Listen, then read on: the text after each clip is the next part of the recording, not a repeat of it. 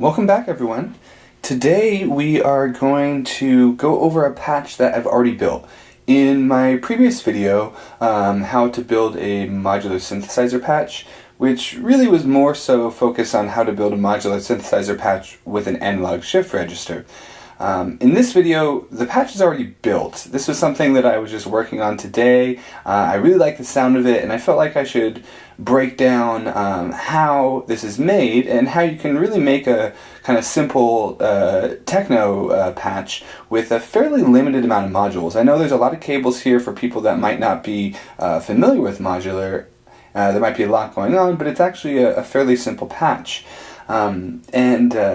I'm not going to go too much into the basics. This video is somewhat intermediate, so I am going to be using terminology that if you're new to modular synthesizers, you might not be familiar with. So I will try in the future to do some more beginner videos, but for right now, this is more of an intermediate kind of patch breakdown, kind of stream of my consciousness to let you know how I created this patch. This patch was created using all make noise modules, and it's all inside a make noise case utilizing their shared CV bus, which is this black strip in the center that's full of these rainbow LEDs. And as I break it down, I'll tell you what each one of these is actually doing. So first, a sample of what it is that we're actually going to be listening today, or listening to.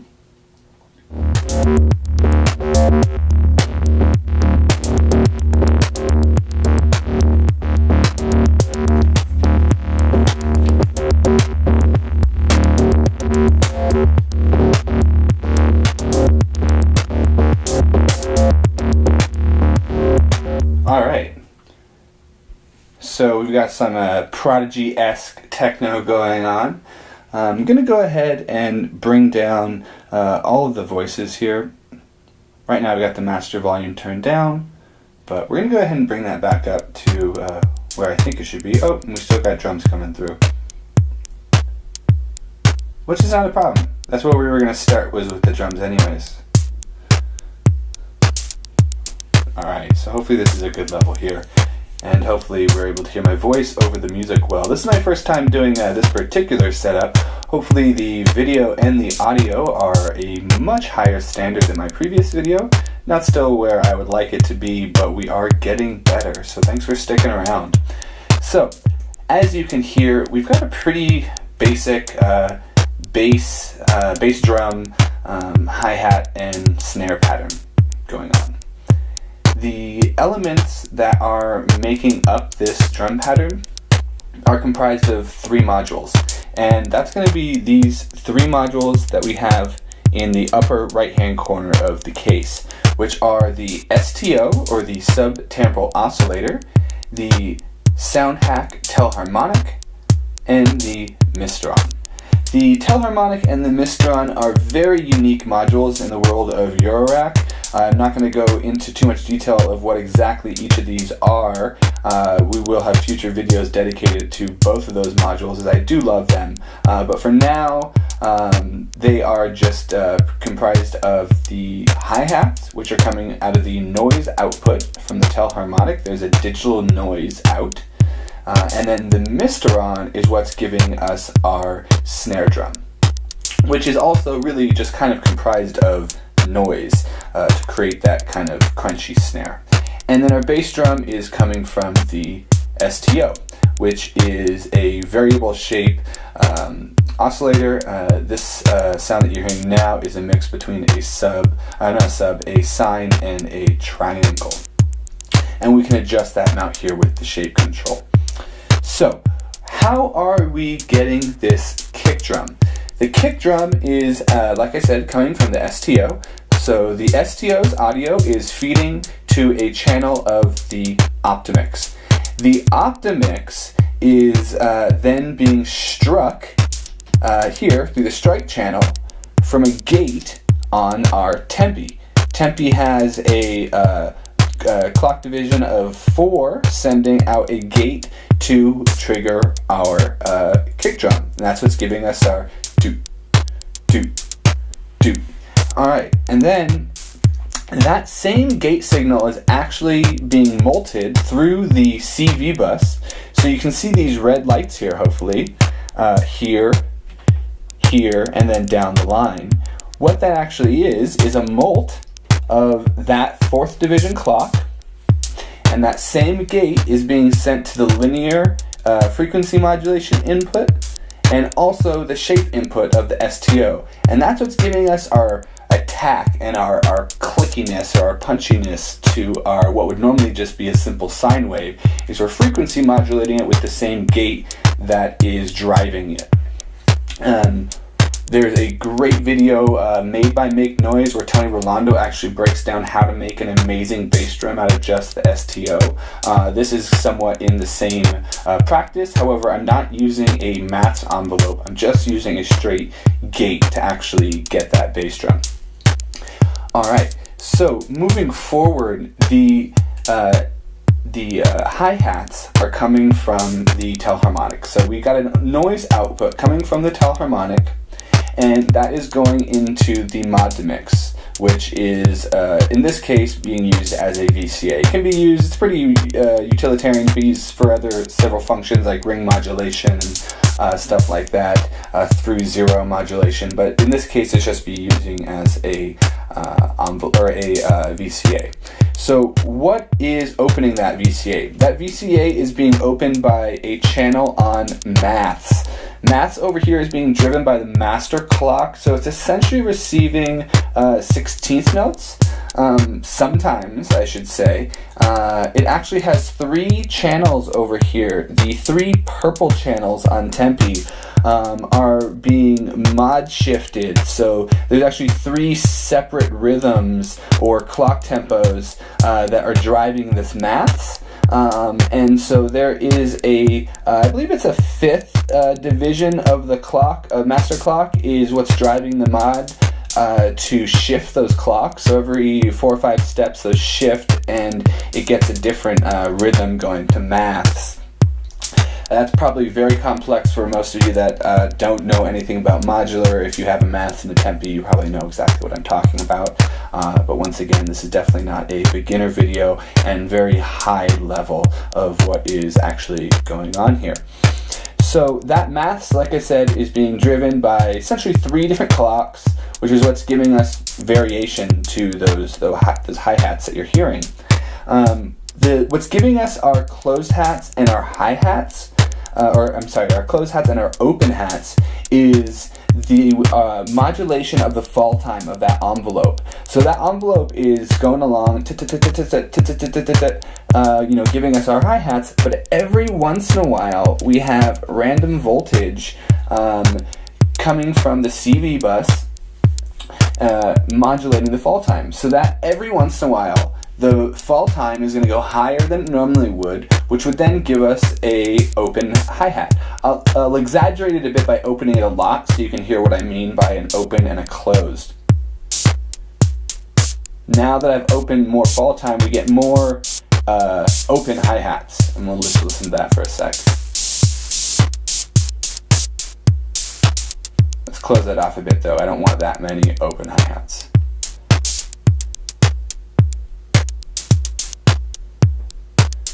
Okay, so moving forward, the snare drum. The snare drum is coming from the Mistron. The Mistron output is coming to a 2nd channel on the mod mix, and we just have a gate coming from Tempe to drive that snare drum. Pretty simple bass and snare combo there. So once again, we'll just listen to this for a second, absorb it in all of its glory, before we bring in the next element, which is going to be our bass line. And our bass line is coming from this sine wave on the DPO, and it's going into the Optimix. It's then also being struck, not in this case struck, but being opened by a gate on Tempe. This whole patch, you'll notice, is very much gate driven. Most things I do are envelope driven, which is why I have two separate math envelopes or math modules. But in this case, the only envelope being used is actually for the hi-hat. Everything else is just gate driven, pretty much coming from tempi. But let's bring in the bass line.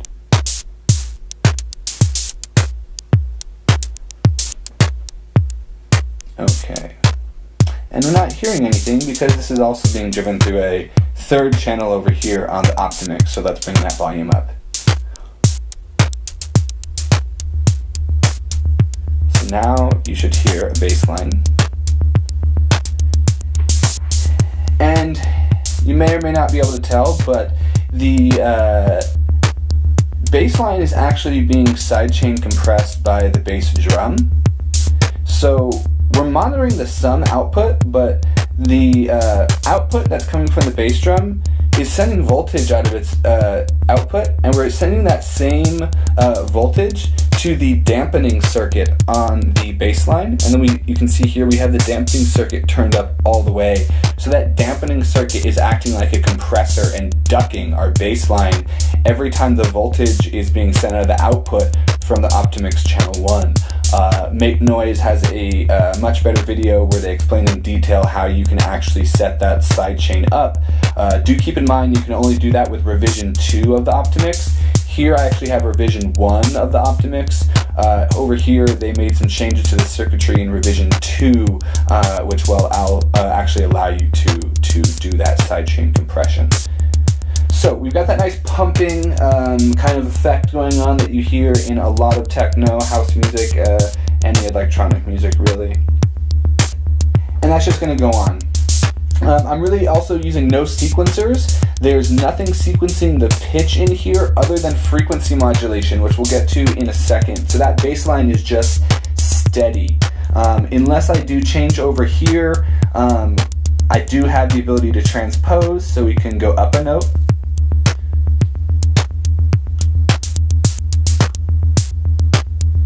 That's really the only note changes is that one transposition.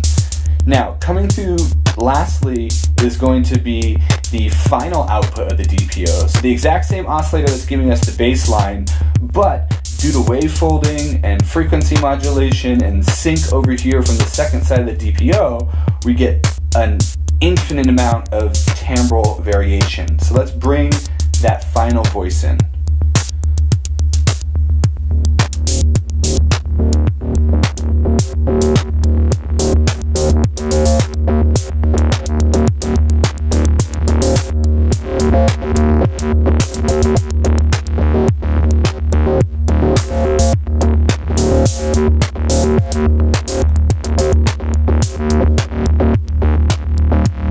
And then we can transpose.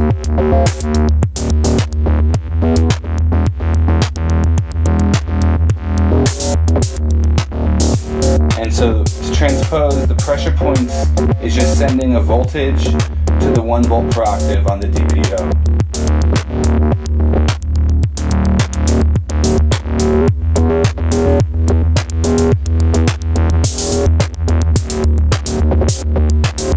And then you can play around with the shapes of the DPO and get a lot of, and also the angle, and get a lot of different sounds out of this. So we'll just play around with that for a sec.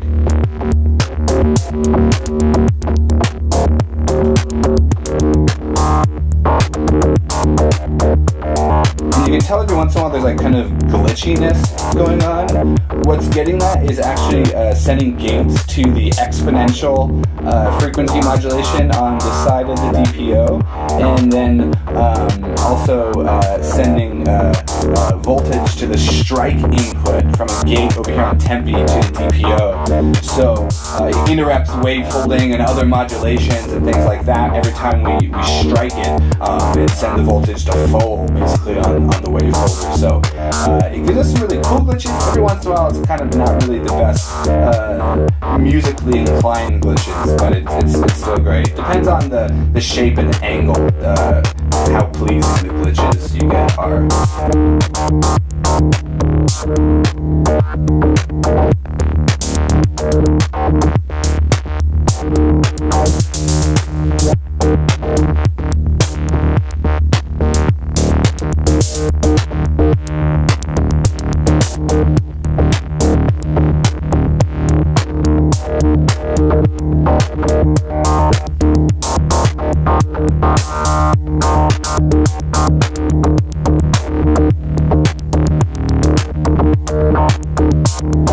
the woggle bug is sending random voltage to the index parameter of the Modbus, and also over to the index of the frequency modulation bus,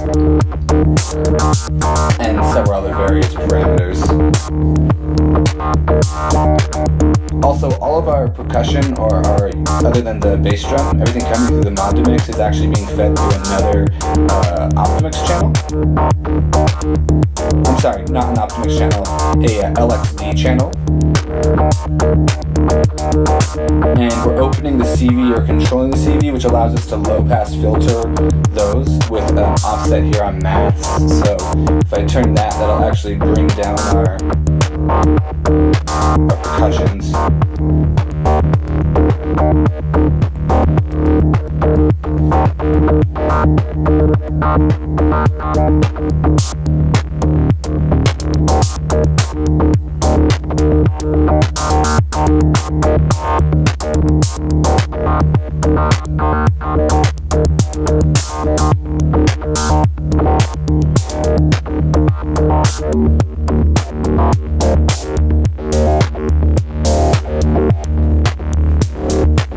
So that's it for today's video. I hope I was able to teach someone something, or I hope it was just enjoyable for people to watch and kind of learn about my creative flow. The video is only going to get better as I figure out more clever ways to set up my lighting and sound.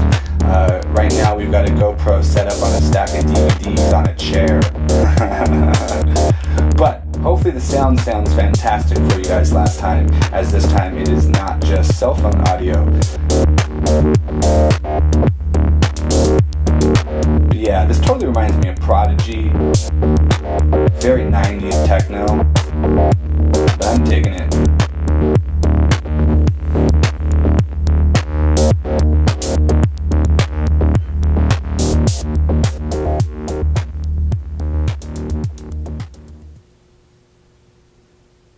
Thanks for watching. See you next time. For more videos, you can always follow me on Instagram at Musical Fungus. I post almost daily videos of my creative workflow and just everything I do with synthesizers. Enjoy.